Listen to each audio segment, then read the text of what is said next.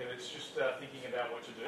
Okay, and then it gives me the output. So it gives me the state at each time, but the important lines to look at are the executing lines, which tell you what to do. So you can think of these as instructions to a robot, or in this case, instructions to the farmer. So the first thing that the farmer should do is take the hen across, then come back alone. Then take the fox across and bring the hen back. Then take the grain across, then come back alone, then take the hen across, and then we're done. So you'll see that at any time, if at the beginning the farmer's on the left, the hen's on the left, the fox is on the left, the grain is on the left, if I take the hen across, then the farmer will be on the right, the hen will be on the right, and the other two things stay the same. Okay. So it's come up with the sequence of actions to do.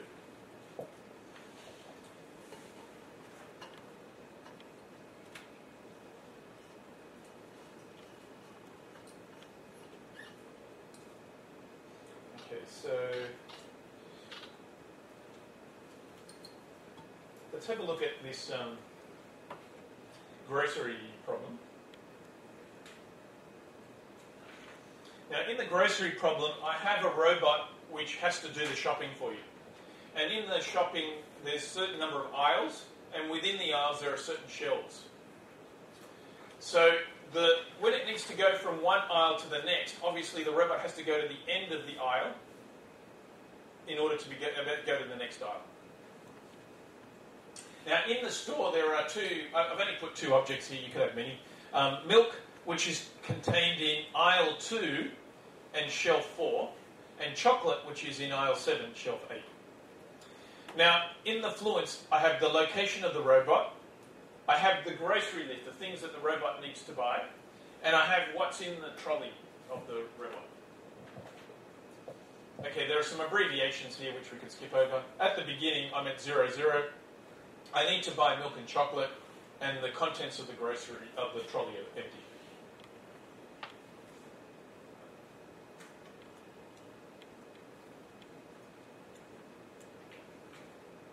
Okay, now here are some of the actions. Actions include going forward to an aisle. So the robot can either go, in the forward direction to an aisle or the backwards direction. So you can go backwards.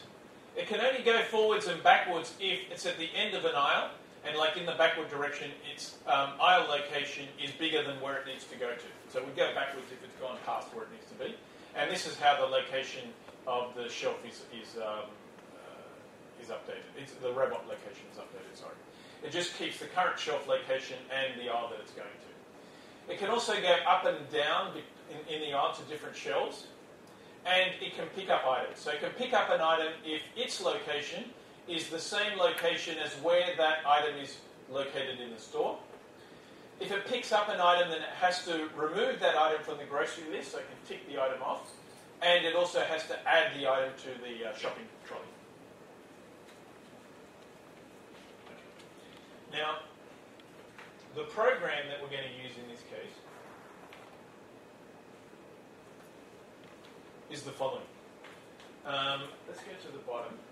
Okay, so here's the control program. The control program says, look, until the grocery list is empty, so you've ticked off all the items in the grocery list, do the following things. Pick an item from the grocery list. I don't tell you which one. You just arbitrarily, you pick an item. You think about which is the right item to pick from the grocery list. You go to the location where that item is. You pick up the item. You perform the action, pick up that item. And you keep doing that until you have picked up all of the items from the grocery list. And at the very end, you go to the checkout.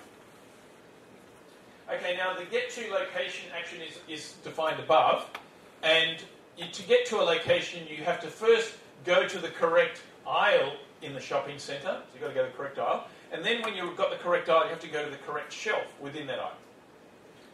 How do I get to... These two procedures are similar, but if I wanted to say, how do I get to an aisle? Well, if the location of the robot is in the correct aisle, then what I need to do is... If the location of the robot is not, unless it's in the right place, I keep doing the following things. Firstly, I non-deterministically choose whether to go to the min shelf or the max shelf. And what that does is it gets you to one end of the aisle. either go to one end of the aisle, because you can only go across the aisles if you're at either end. Now, again, this is non-deterministic choice, so the robot reasons about what is the correct way to go. It figures out whether to go in this direction or in that direction up the aisle. And then once it does that, you can either go forwards or backwards. But again, I'm not going to tell you which one to do. You just figure out which is the correct choice. So the execution models figures out what the correct choice is. Okay, so this is not a planning problem. In this case, I've given a program. And the reason I've given a program is I want to reduce the search space.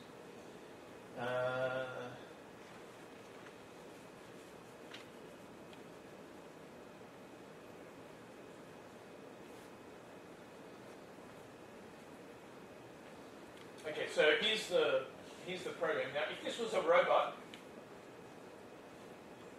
this is the sequence of actions that would be sent to the robot. They wouldn't be printed on the screen, obviously. Okay, so the first execution theory is saying that firstly go forward to aisle 2, then go up to shelf 4, then pick up the milk. You'll see that when you've picked up the milk, that the trolley contents are milk, and if the grocery list contains chocolate. The grocery list has the milk taken off and only chocolate is left. Now it tells the robot, go up to shelf 8, which is at the end of the... I must have missed the... Oh, I see. I skipped a bit of... Okay, so I picked up the milk. When I picked up the milk has been taken out of the grocery list, so I've only got chocolate left, and it's in the trolley contents. Now the robot goes down to shelf 0, which is at the end of the aisle. It then goes forward to aisle 7, and then up to shelf 8, picks up the chocolate. At this point, the grocery list is empty. The trolley contents are chocolate and milk. Now it has to go to the checkout. So it goes down to aisle 0, down to shelf 0, goes backwards to aisle 0, and then it's at the checkout and it's done. Okay, so now it's just completed the shopping task.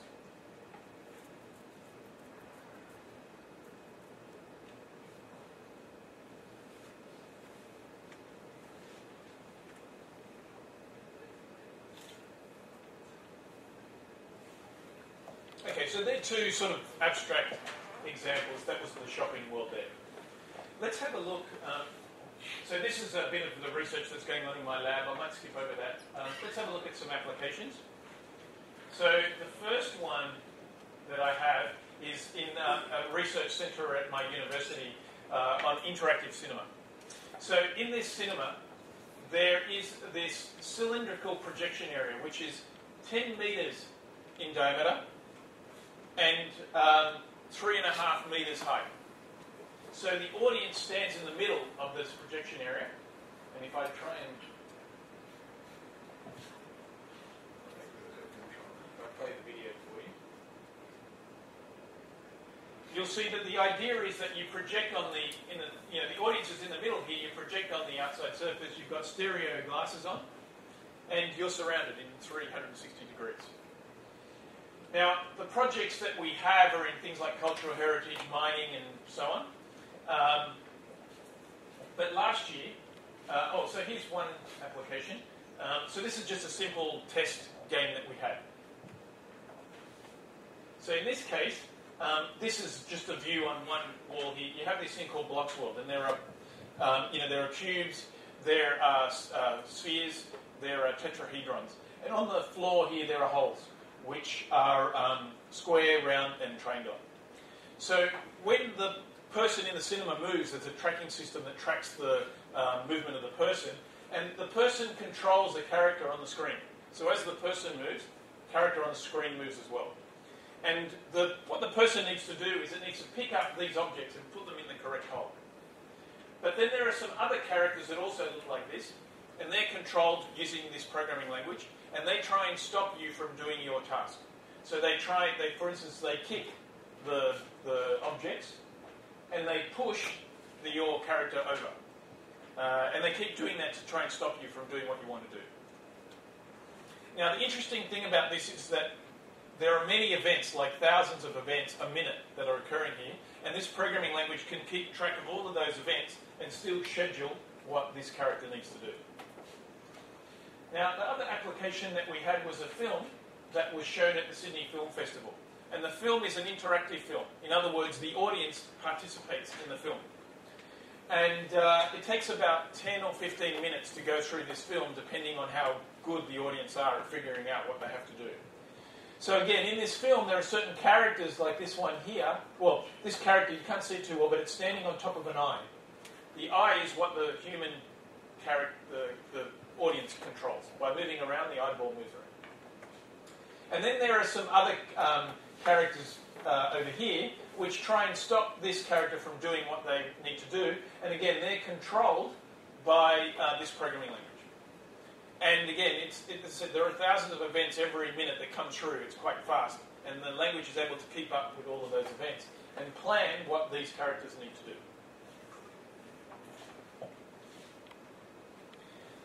Together with a colleague of mine in mechanical engineering, we have a project on what's called disassembly automation. And the basic idea is that we want to recycle products. So we want to disassemble them, take them apart. And now we're concentrating on LCD monitors. But we're able to do this in what's called destructive disassembly, which means that we don't need to take the screwdriver out and unscrew the screws, and we're able to use this thing called a cutter to cut them.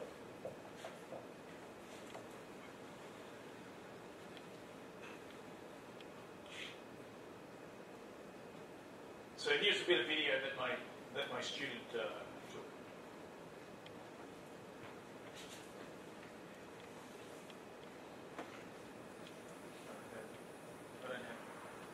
I don't have the sound, unfortunately, but not sure why. So what it's doing is it has an LCD monitor on this plate, and it's just trying to cut bits off. So it has to separate it into a few components. The components that it needs to separate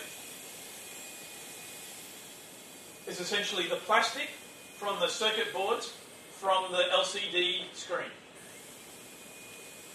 Okay, so you see that what it does is it cuts along here. It's on this flipping table, which it uses to figure out whether the thing was properly disassembled.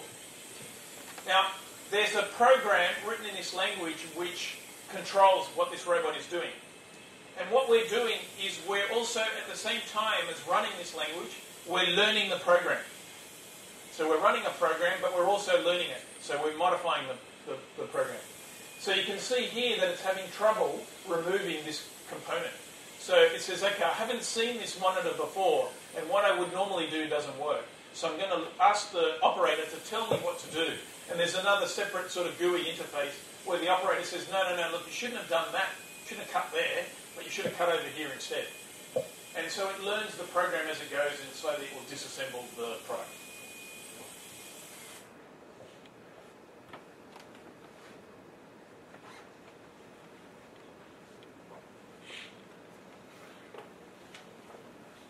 So the idea is that we're learning this program. In this case, we're using Golog rather than Ergo because the Ergo program that we have, the execution model isn't quite completed. But okay, so when there are two types of things that the program learns. The first is parameters, so how deep to cut. But the second thing, which is even more important, is the program itself. So the basic idea is that it starts off with a very general program that should be able to disassemble sort of a fairly generic monitor. And when it comes across a monitor that it can't disassemble because something fails, it then says to the human operator, tell me what I should have done. And the human operator says, okay, well, you should have cut here instead of there. And it then changes the program, and it learns the program. So it's learning the program as we go. Now, I won't describe this too much, but there's more work. I've done a bit more work on learning programs. And without going through this example, the example is basically one of a robot that would clean your house. And it learns what to do with the various objects that it finds and where to put them by getting the human operator to demonstrate what should be done. So, for instance, it says it learns where to put the clothes and where to put the books by getting the human to demonstrate what to do. Okay, Mike, this is a current project that I've just started, and the idea is robots in the cloud. Now, the basic idea here is that a lot of robotic architectures have what's called robot middleware, and with that robot middleware, the basic idea is that the middleware abstracts away the robot, so that if you wrote the program for one robot, you should be able to take that program and run it on another robot, provided that it has similar capabilities. So what do I mean by similar capabilities? Well, if the robot can move from one location to another, or it's able to sense the distance to objects and things like that. Now, here I'm using this system called ROS. Now, the basic idea here is twofold. So I'm not sure if any of you have seen the movie Matrix. Anyone seen the Matrix? No? Well, in the Matrix, you see there's a scene where Trinity's in this helicopter, and Trinity says, look, download a program for me to be able to fly this helicopter. And this is what this is essentially trying to do. So one thing we're able to do is we're able to abstractly describe a lot of the control behaviors for robots using what are called finite state machines. So we can encode those finite state machines in XML-like languages. So I can have a lot of behaviors in a library, which do not need to be stored on the robot itself, but it can be pulled on the cloud, from the cloud if need be. Now, the other important thing is that in robotics, one of the very important skills to have is to be able to create a map of your environment. So what we do is the robot basically says, look, I've come to a new building. I do not have a map of this building. Has someone developed a map before me?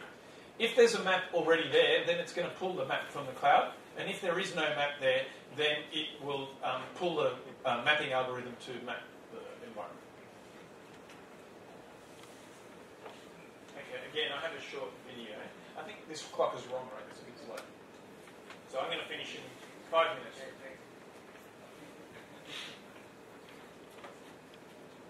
I have many more videos if people want to watch them. If you want to see robots do various things, I have a lot of videos.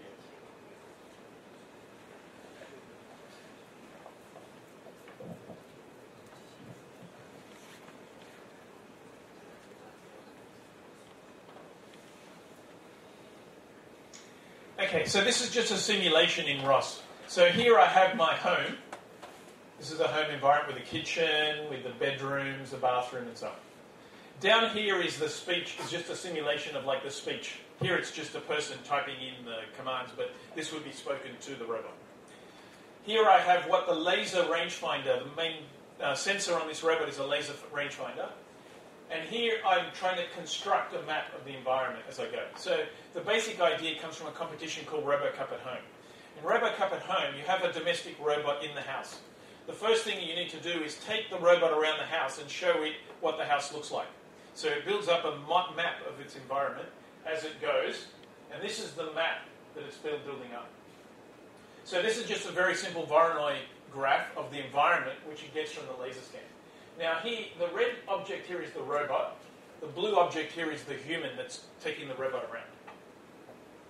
Now you can see down here, the person just said, follow me, which means follow me around this house, and as you go, start building a map of your environment. So you can see here it's trying to develop a sort of mental model of the spatial concepts of the house. So here the person told that this was in the kitchen. So up here it was in the kitchen, so it said this region is the kitchen region. And as I said, what it's going to do is it's going to develop a conceptual map of how the regions in the house are connected to one another. It doesn't store like this sort of map. It stores a conceptual map which is much closer to this. And you'll see that it's coming up with various regions which it thinks are regions, and it will merge some of these regions as it goes. So here the person told it, the name of this location is the dining room, so it added the dining room there. So slowly it's going to explore this house, and it will build up this conceptual map of what the house looks like. So that later on you might say to the robot, look, I'm thirsty, can you get me some Coca-Cola from the fridge? So you say to it, look, I'm thirsty, can you get me some Coca-Cola? And the robot goes, Coca-Cola, okay, Coca-Cola's kept in the fridge is in the kitchen, okay, now I've got my map here where the kitchen is, I'm going to go back there and collect it. But this whole thing is run by one of these programs. Go log program. Okay, this goes on for a couple of minutes, which we don't need to worry about.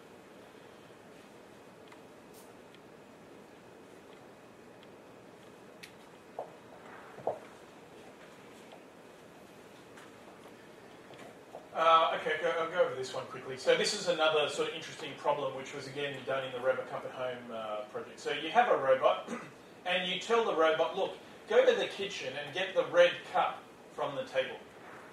When the robot goes into the kitchen and it looks at the table, it sees there's a red plate and a blue cup, but there's no red cup. So what should it do? Now, the answer to this question is quite sophisticated, and how you do it is quite sophisticated. I won't bother going through it. But there's a very formal sort of reasoning mechanism that's used to figure out what to do, and it involves knowing what the person prefers. Do they prefer the type of the object, so cup over a plate, or are they more interested in the colours, the blue or the red? Now, the only reason I put this diagram here is because the formalism that I'm using here is the same formalism that's used as the execution model of this programming language. Okay, one of the last things we're doing is this idea of behaviour composition. So, as I said, often the robot skills are given to you in separate behaviours. So what you want to do is you want to take the available behaviours that you have and say, look, I'd like to create a new behaviour, and what I want to do is write this program called the scheduler, which takes the available behaviours and turns them into target behaviours. And that's a really difficult task computationally.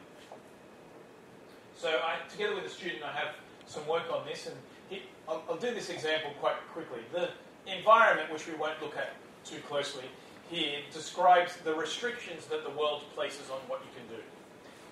Now, over here, I have 3 robots. They're urban search and rescue robots, because in my lab we also do some work on urban search and rescue. The Scout robot can find victims. The diagnosis, but that's about it. The diagnosis robot can diagnose whether the person, the victim, is conscious or not. And if they're conscious and able to walk, then they can follow the robot out of the area. And if otherwise, there's a rescue robot or a transport robot which can actually pick up the victim and transport them out. So you've got these 3 robots. Now, they cannot do the task alone. The 3 of them need to work together. So what I want to try and do is I say, okay, look, can I come up with a target behaviour here which does the search task, where I can search, and if I don't find anything, I just return. I search and then I return back to base and I report, and then I can keep searching and returning back to base and reporting as much as possible. When I report, I might have found a victim, so I'll need to diagnose the victim. So then I'll need the diagnosis robot, and then I may also need to transport the victim back. So this is what I would like to do, and what this scheduler does is it takes the 3 robots that I have and it develops a way of achieving this target behaviour using the 3 robots that I have. But you could do this with many things, like in web services, for instance. You have the services described in an abstract way, and you can use this to compose web services as well. But here I'm just composing robot behaviours. Okay, this is the last bit, and I show this because most people enjoy this bit more than any bits of the talk. So this in my lab, one of the things that we do and we're well known for is robot soccer. So this is what's called, in Robot Cup Soccer, this is what's called a standard platform league. So this is a French robot which is about this high. And it has 2 cameras, one camera in the head here and one camera in the chin. And its job obviously is to try and win the soccer game. Now you can see that it has some basic skills, so it can find the ball, it can walk to the ball, it can do various types of kicks. So we'll see here various types of kicks that it tries to do, and in the end it falls over.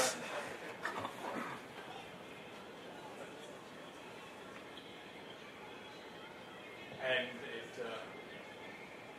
you can see it does a very gentle side kick. Okay.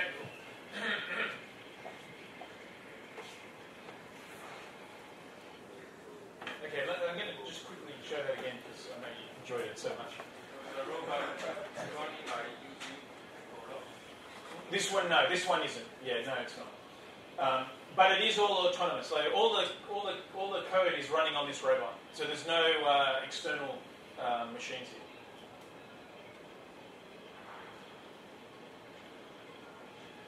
So what I really want to demonstrate this time is the various types of skills that you can do. So there are front kicks, there are side kicks, and these are all the skills that you need to schedule.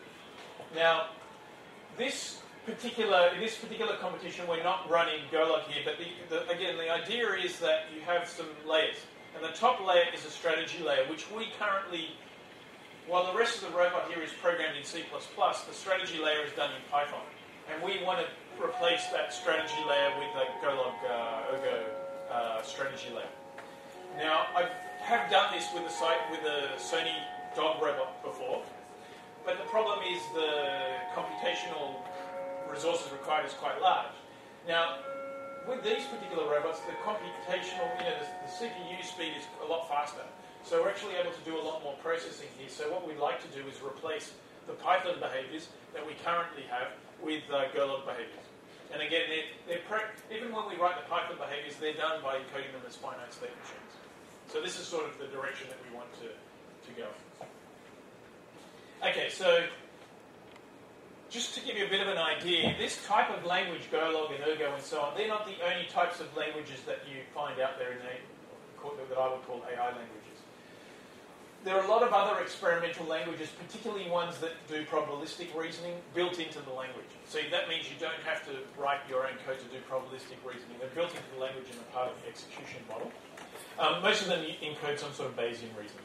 And there are some other experimental languages like the robot learning language, which again, when you know what to do, the robot does that. When you don't know what to do, you say, look, do a bit of exploration here, try and do some learning and figure out what the correct thing to do.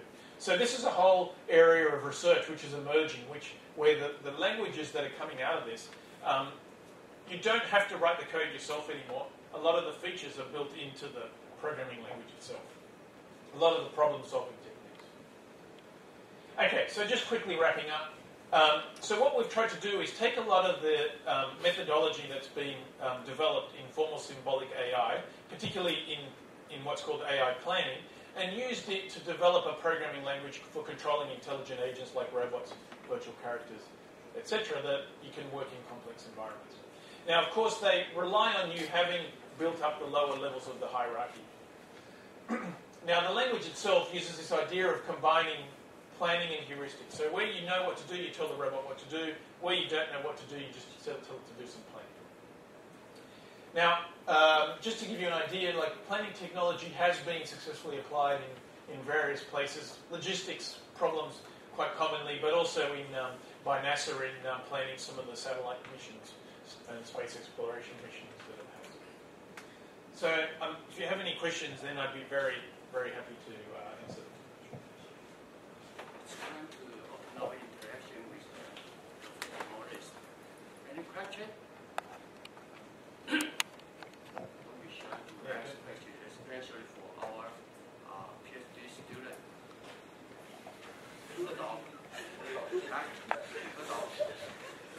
There's a prize for asking questions. So. No.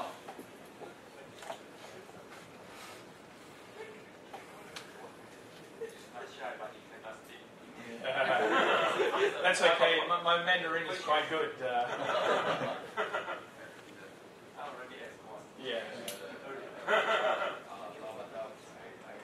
Oh, you have the Sony dogs? I have the iPhone. Yeah, that's an iPhone. That was an iPhone, the one I showed. Another one, the laser, which can go around the laser. I have one in the EM.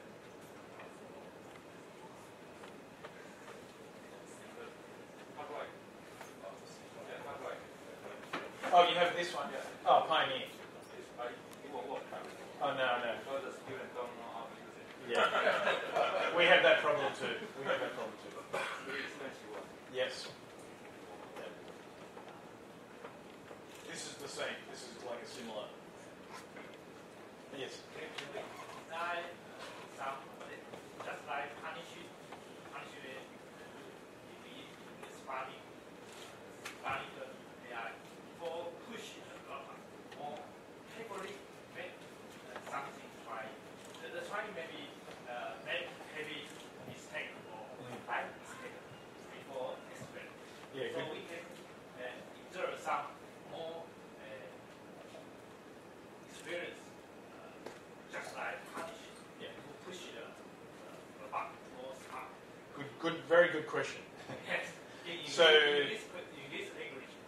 don't know. Not in this language. You can't do it in this language. And I don't generally do that sort of style of learning. One of my colleagues does that sort of style of learning, which is, they call it reinforcement learning, where if the robot does something good, you give it a reward, and if it does something not so good, then you punish it.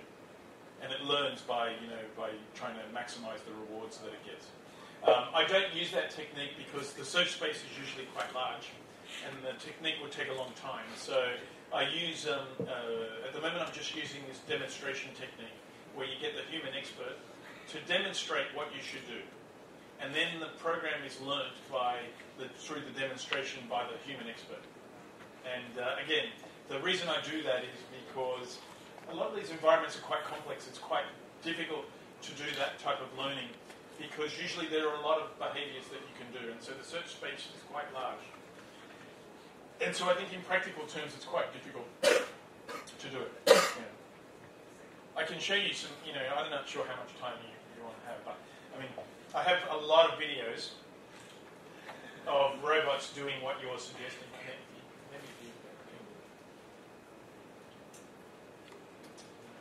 just quickly bring up a robot that does what you're suggesting, which is this is quite an old robot, but nevertheless it's quite an interesting.